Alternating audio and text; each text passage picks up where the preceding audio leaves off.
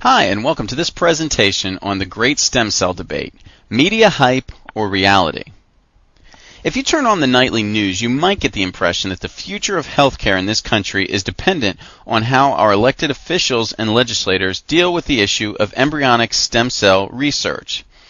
While stem cells offer a myriad of possibilities in the treatment of a host of diseases, the use of stem cells harvested from human embryos is really a secondary consideration.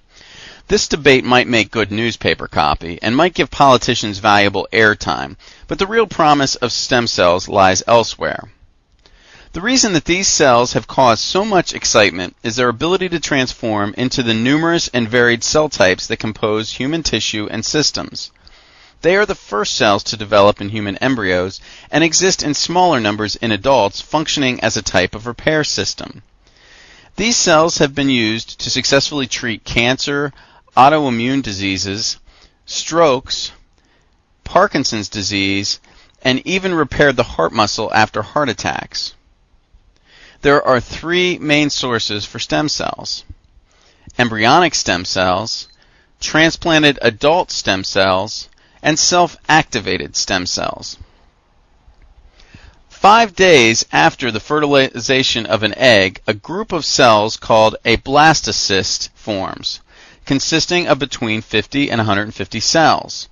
When extracted, these stem cells can be induced to become cells with special function in the transplant recipient. While this may seem simple enough, much controversy surrounds this source. First, many experiments utilizing embryonic stem cells have led to the development of tumors, as the ability to control the growth of these transplanted cells is little understood. Second, many believe that the only difference between a blastocyst and a living human fetus is time, so that destruction of the blastocyst to extract stem cells is akin to homicide. So while there may be benefits to using these cells, the debate surrounding them prevents their widespread use. Another source comes from living adults in the form of tissue donations, mainly bone marrow, or stem cells extracted from a mother's placenta after childbirth.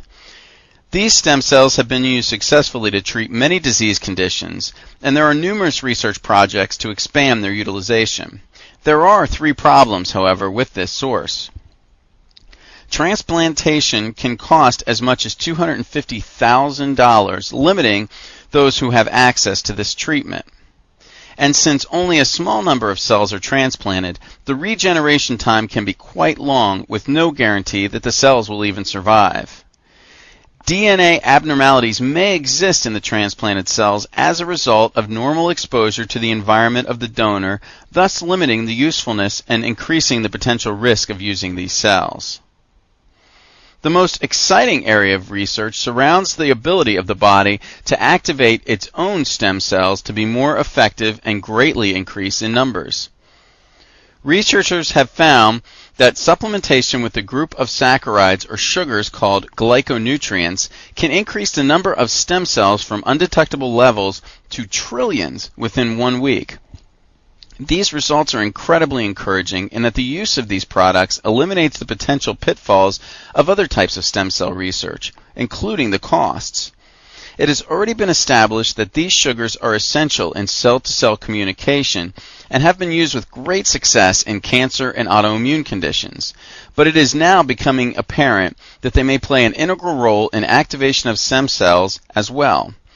This importance is evident in the fact that the study of these sugars, called glycobiology, has led to 4 recent Nobel Prizes. Positive clinical results are numerous and include a child that was in a completely unresponsive coma for 3 years. Caregivers started giving glyconutritional supplementation through a feeding tube, and within 1 week, hand movement was noted. 3 weeks later, the child was attempting to crawl out of bed, and within 1 year was scheduled to start school. This healing could only have come as a result of brain tissue regeneration utilizing stem cells, and the timing with supplementation of glyconutritionals is more than coincidence. This is just one of the numerous positive results that have been documented utilizing glyconutritional supplementation, proving the old adage that the human body heals itself and nutrition provides the resources to accomplish the task. Thanks. Thank you.